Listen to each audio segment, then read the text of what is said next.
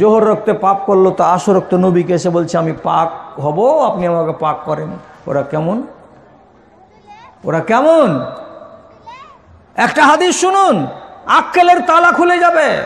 এক সাহাবী নবীজিকে মদিনার মসজিদে এসে সামনাসামনি এসে বলছে হালাকতো ইয়া রাসূলুল্লাহ, হে আল্লাহ পাকের রাসূল, আমি নিজে বরবাদ হয়ে গেলাম এবং আমি আর একটা মানুষকে বরবাদ করে দিলাম।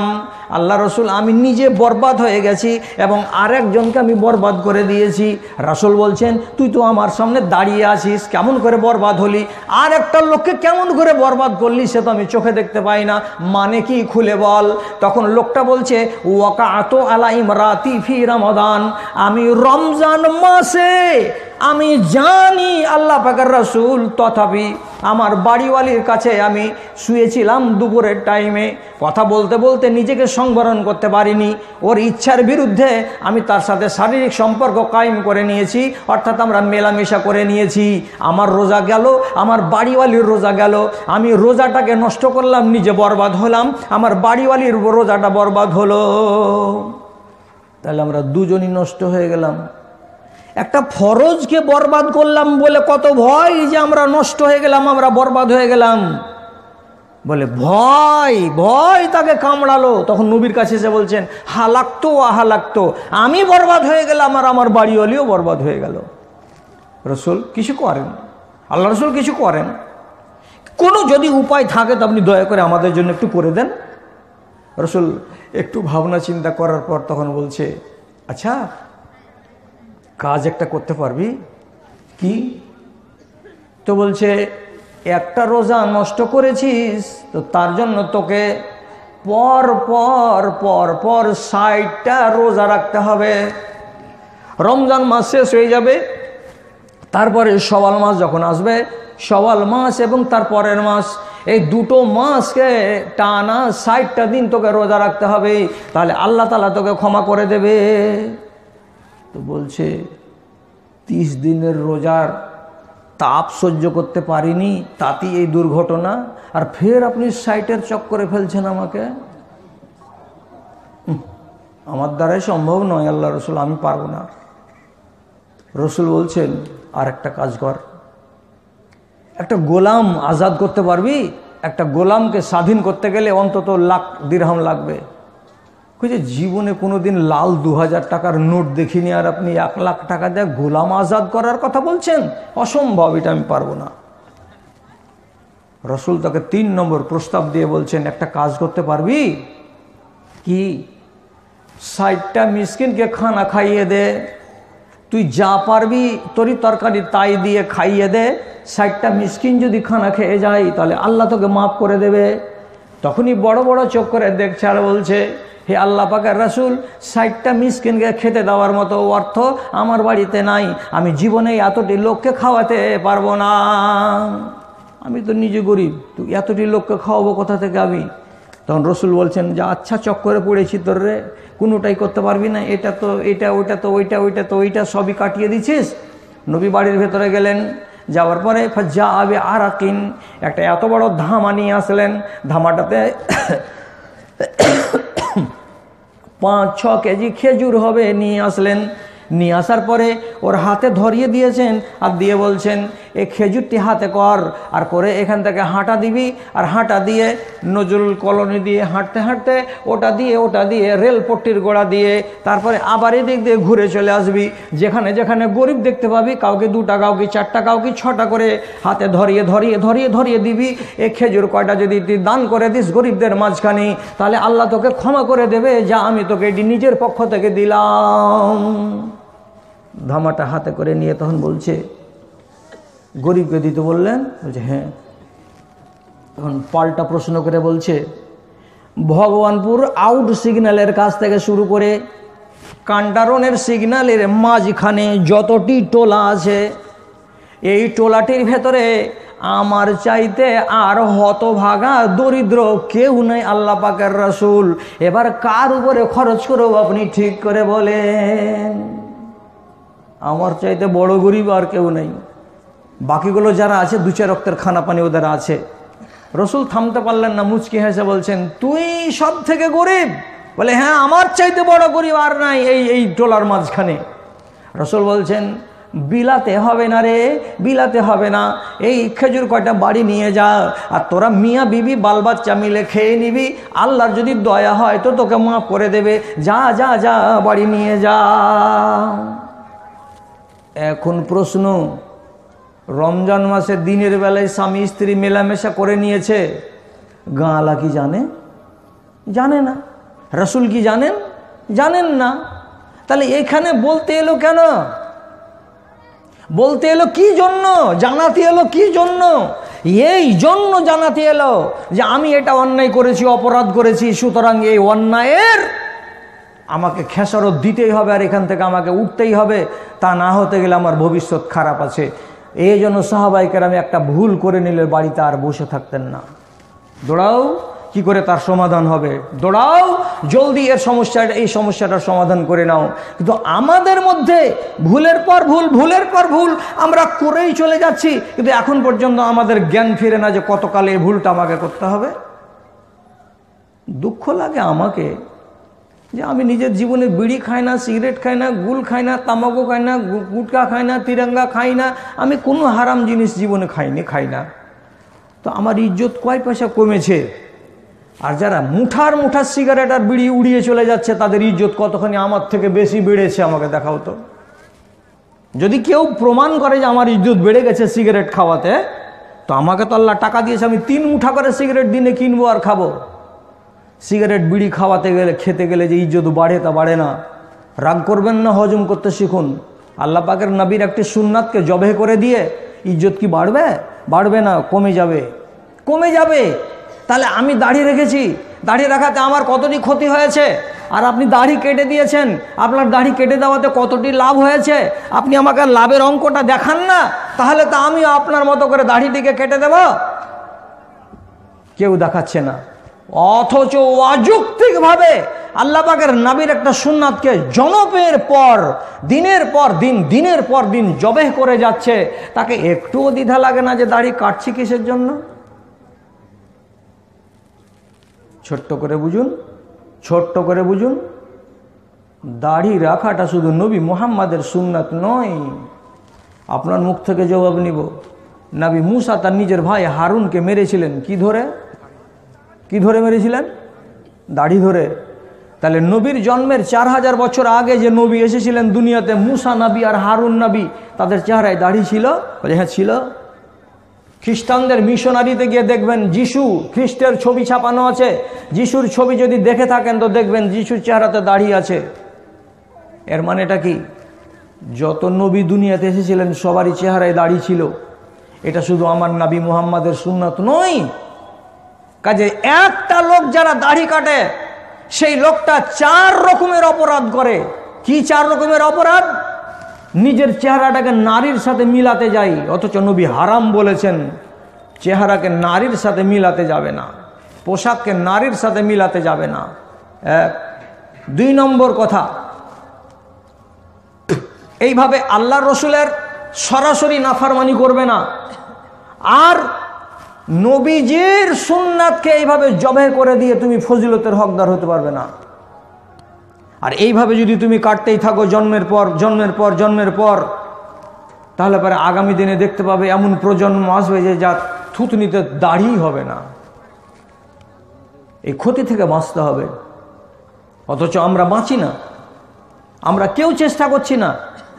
দয়া করে বুঝুন, আপনি তো বুঝবার জন্য বসেছেন এইখানে, আপনার টাকা তো দেওয়া হয়ে গেছে।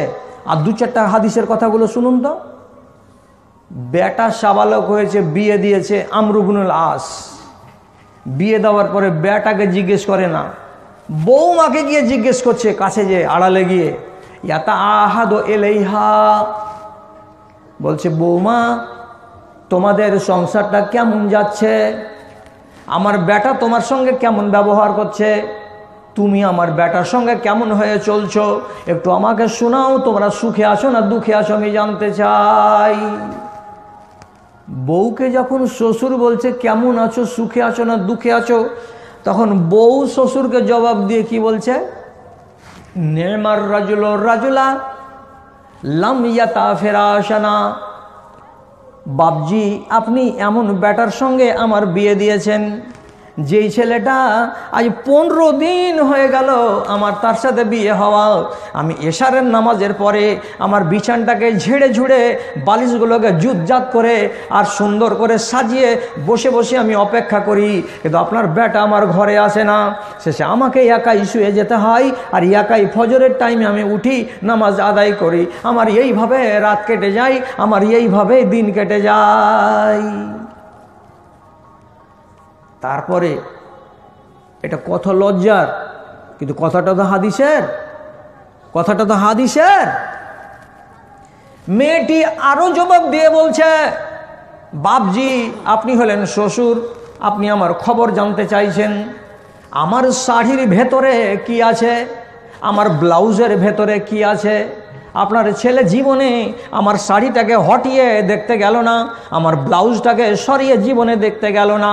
শাড়ির তলায় কি আছে, ব্লাউজের তলায় কি আছে? এর মানেটা কি যে আপনার ছেলের সাথে আমার বিয়ে হয়েছে বটে, কিন্তু আমার ঘরে এসে স্বামী স্ত্রী যেমন একটা সুখের জীবন কাটাই, ওই রকম সুখের জীবন কাটাবার কোনো নাম নাই। বেটা আব্দুল্লাহকে যে বলছে, এলে কি রে, ভালো হয়ে চল, ঢং করে থাক, বিয়ে দিয়েছি এত ভালো বংশে, আর এই বউয়ের সঙ্গে তুই এইরকম ব্যবহারটা করছিস, তার মানে তোমার রোগটা কি আছে? আব্দুল্লাহর রোগটা কি? ওর রোগ হাদিসে লিখছে, ফাইন্নাহু ইয়াসুমুদ্দাহারা, যখন দিন হয় তখন রোজার হালাতে থাকে, আর রোজার হালাতে বিবির কাছে যাওয়া যাবে না। আর যখন রাত লেগে যায় তখন সারা সারা রাত নফল নমাজে কাটিয়ে দেয়, নফল নমাজে কাটিয়ে দেয়। নমাজে যদি ব্যস্ত থাকে তো বিবির কাছে কেমন করে যায়? রাত লাগে তো নমাজে কাটে, আর দিন যদি হয় তো রোজাতে কাটে। আর এই জন্য বিবিকে শুধু টুকুর টুকুর করে তার দিকে তাকাতে থাকতে হয়। রোজা কমলো না, রাত জাগা কমলো না। বাপ সরাসরি আল্লাহর নবীর কাছে যে অভিযোগ করে বলছেন, আল্লাহ রসুল আনকাহাতু ইবনি মা ইমরাতিন জাতা হাসাবিন ওয়া নাসাবিন, হে আল্লাহ পাকের না, একটা সুন্দরী মেয়ের সঙ্গে বিয়ে দিয়েছি, যার বংশ বড় নাম করা, যার শ্বশুরেরা হলো বড় নাম করা, এমন সুন্দর বংশে সুন্দর মেয়ের সঙ্গে আমি বিয়ে দিয়েছি আমার ছেলের, কিন্তু আমার ছেলের রোগ হলো এই কটা। কেমন করে সমস্যার সমাধান হবে আপনি দয়া করে করে দেন। রসুল বলছেন, ওকে নিয়ে আসিও। ওকে নিয়ে আনা হলো। এবার নিয়ে যখন এসেছে সামনে, তখন আল্লাহ পাক রসুল ওকে বলছেন, কি তুমি এইরকম করে সারা সারা মাস রোজা রাখছো নাকি? যে জি। বলছে সুমিয়া উমাইনে, 2 দিন রোজা রাখবে আর বাকি 28 দিন রোজা রাখবে না। যেমন 2 দিনের কথা বলা, তখন লোকটি সাথে সাথে বলছে, ইন্নি উতিক আকসারা মিন যালিকা ইয়া রাসূলুল্লাহ, হে আল্লাহ পাকের রাসূল, আমি 2 দিনের চাইতে বেশি রোজা রাখতে পারবো, আপনি এত কম কেন দিলেন আমাকে? রাসূল বলছেন, যাও 4 দিন রোজা রাখো, বাকি 26 দিন রোজায় থাকবে না।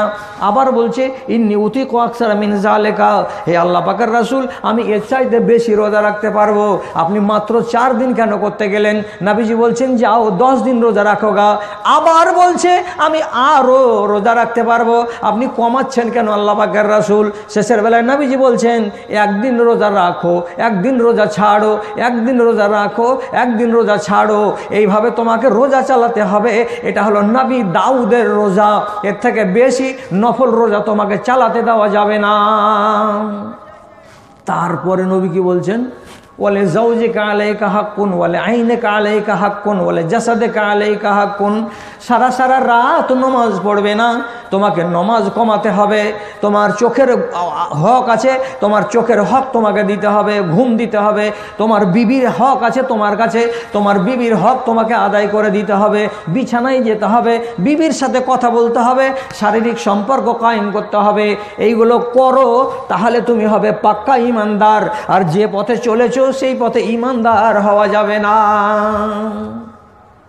এবার এই রোজা রাখার জন্য চেষ্টা চালিয়ে যাচ্ছে, আমি আরো পারবো, আমি আরো পারবো। আর আপনারা আর আমরা দেশের লোক রোজা ছাড়ার জন্য চেষ্টা চালিয়ে যাচ্ছি, কোন উপায়ে ছাড়বো, কোন উপায়ে ছাড়বো। রোজা আসেনি তার 3 দিন আগে কয়েছে, বলি সাহেব আমি সুগারের রুগী, কেন করে রোজা রাখবো? তুই রাখিস না? কিছু লোক আছে কি রোজার 8 দিন আগে মাথার এই যেখানে চুলটিকে গোল করে কামিয়ে নিয়ে ছুটির জড় বেটা লাগিয়ে দিয়েছে। কি হয়েছে জি?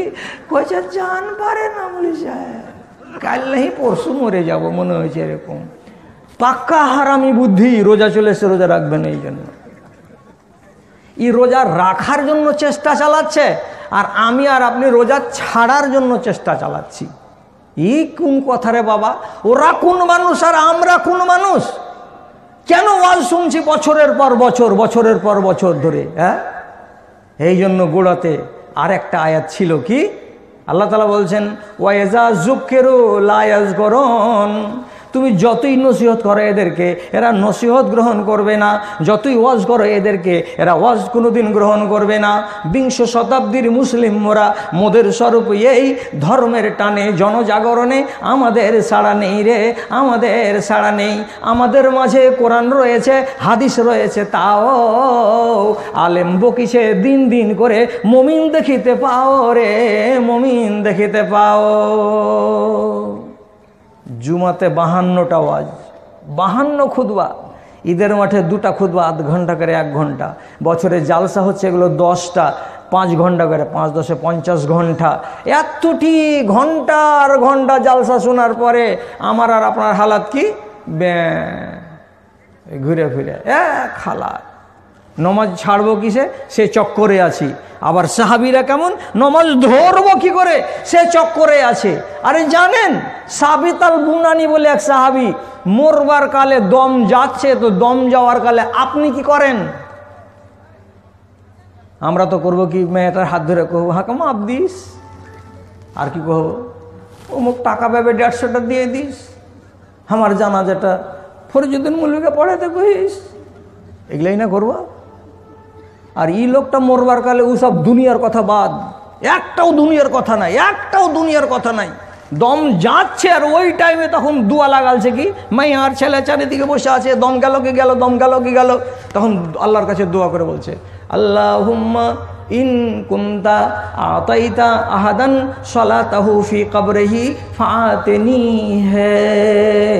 ওরে আমার রব মালিক আল্লাহ, এর আগে যদি কোনো মানুষ মরে যাওয়ার পরে কবরে তাকে নমাজ পড়ার ব্যবস্থা করে দিয়ে থাকো, কবরে মরে যাওয়ার পরে কোনো মানুষের যদি নমাজের ব্যবস্থা তুমি দিয়ে থাকো, তাহলে আমি সাবিত আল বুনানি তোমার কাছে দোয়া করছি আল্লাহ, আমি যখন মরে যাব গ্রামের লোক আমাকে মাটি দিয়ে চলে আসবে, আমার হিসাব যখন হয়ে যাবে তখন তো বলা হবে যে তুমি শুয়ে যাও, কিয়ামত যতদিন না হবে অতদিনের মতো শুয়ে যাও।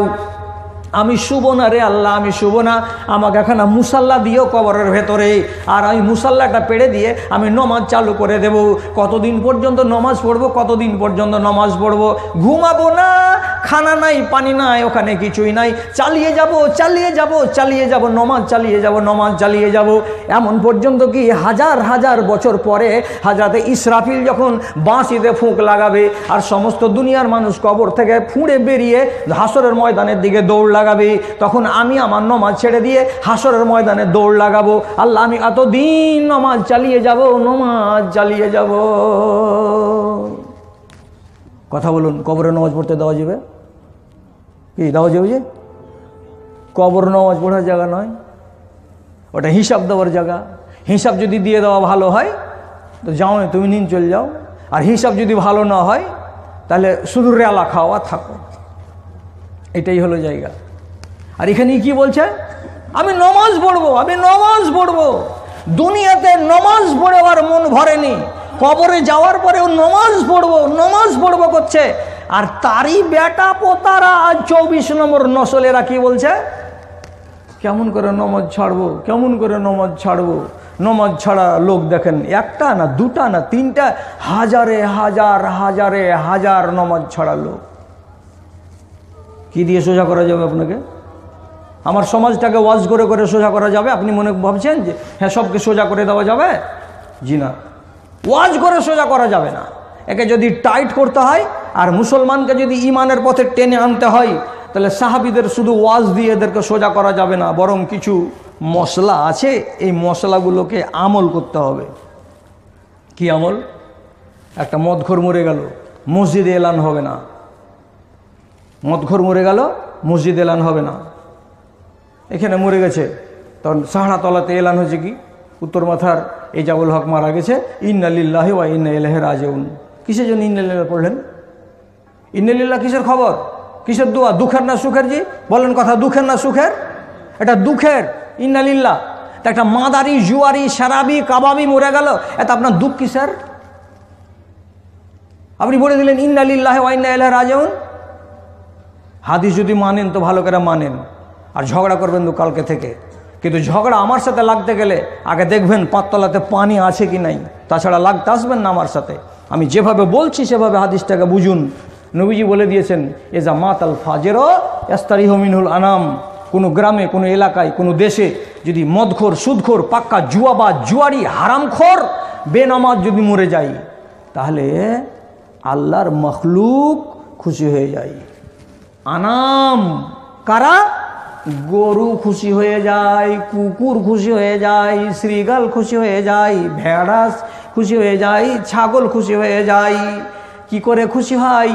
যখন একটা হারামখোর মারা যায়, তখন কানে খবর চলে আসে তার বাড়ির গরুগুলোর।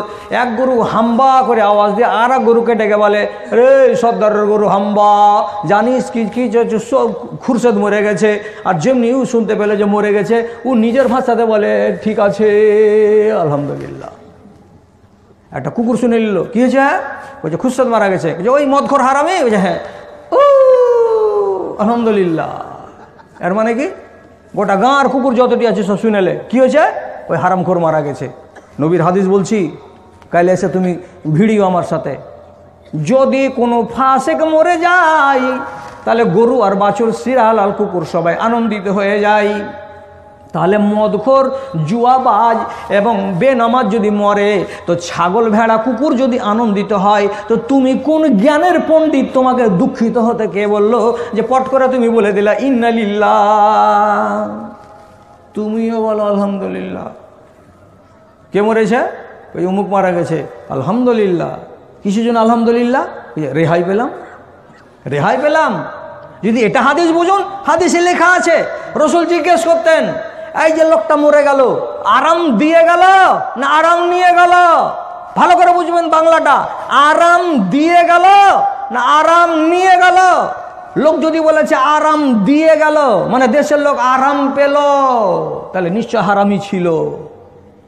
ও মরে গেল তো দেশের লোক আরাম পেয়ে গেল।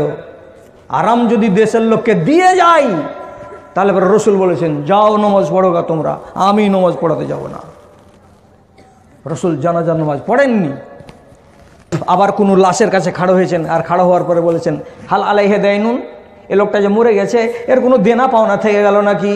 যদি লোক বলে দিয়েছে জি হ্যাঁ আল্লাহ পাকের রসুল, এ লোকটার দেনা বাকি আছে, যদি দেনা বাকি আছে বলে দিয়েছে, আল্লাহ রসুল ওখান থেকে হাঁটতে হাঁটতে চলে গেছেন, আমি নমাজ পড়াবো না, তোমরা তোমাদের ভাইয়ের নমাজ পড়িয়ে নাও।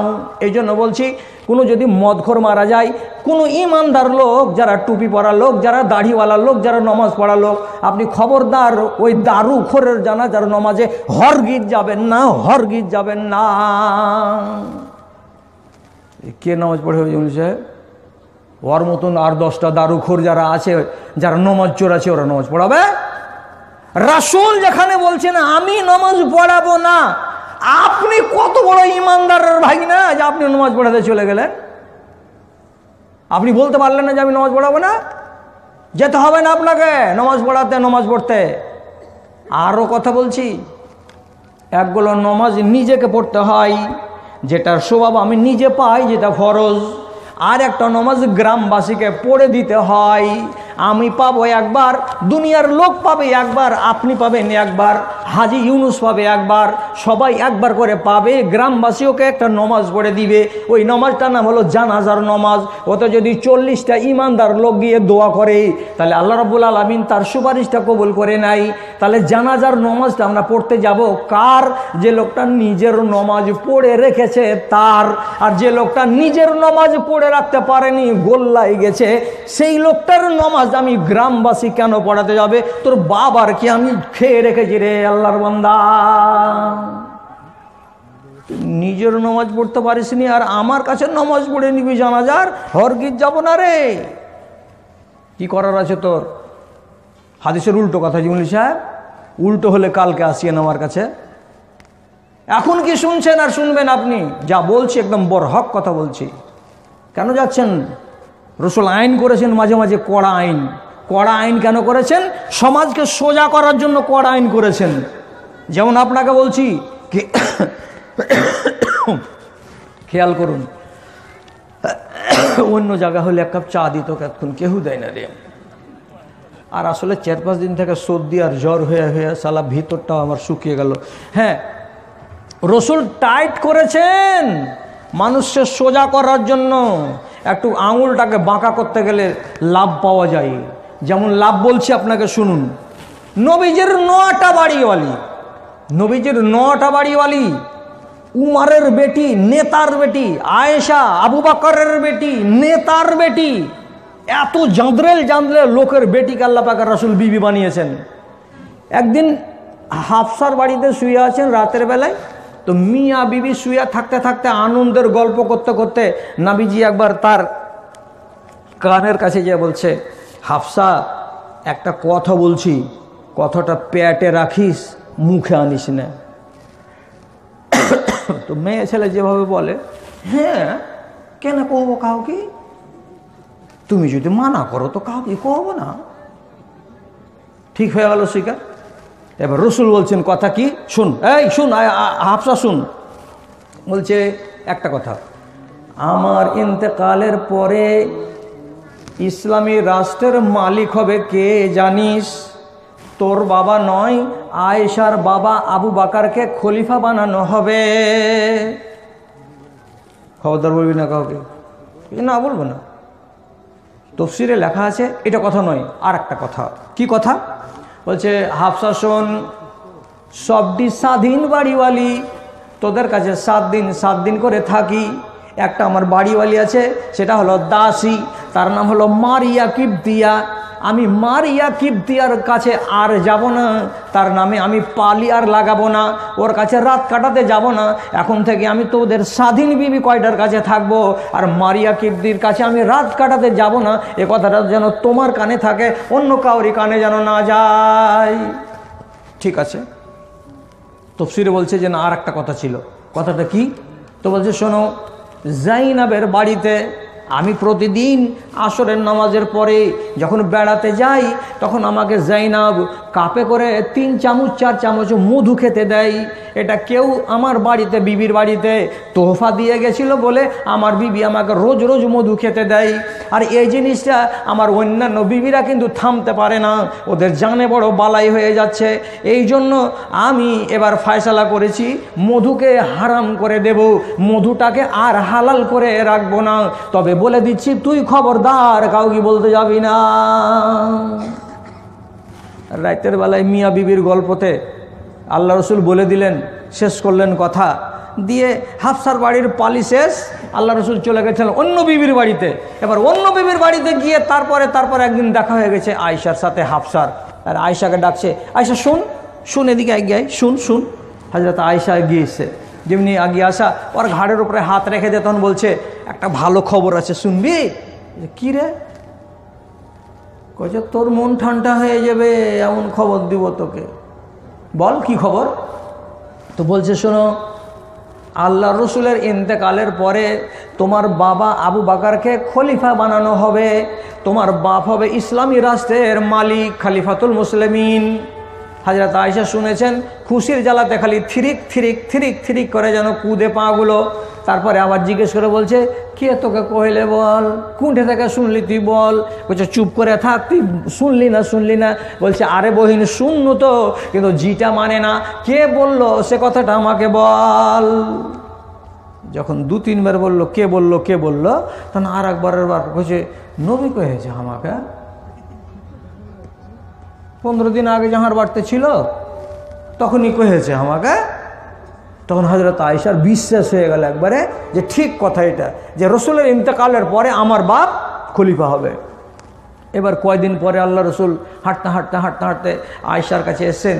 তা আয়েশা খুব পিয়ারি বিবি, তো ওর সামনে যেমনি আসা, তখন হযরত আয়েশা মুচকি বেড়ে হাসছে, আর মনের আনন্দটাকে প্রকাশ করতে গিয়ে তখন বলছে, আল্লাহ রসুল, আমার বাপ যত নরম দিলের মানুষ, ইমামতি করতে যাচ্ছে তো খালি কাঁদছে, তো কাঁদার জ্বালাতে ওর তেলাওয়াত বুঝতে পারা যায় না, এত নরম দিলের লোক।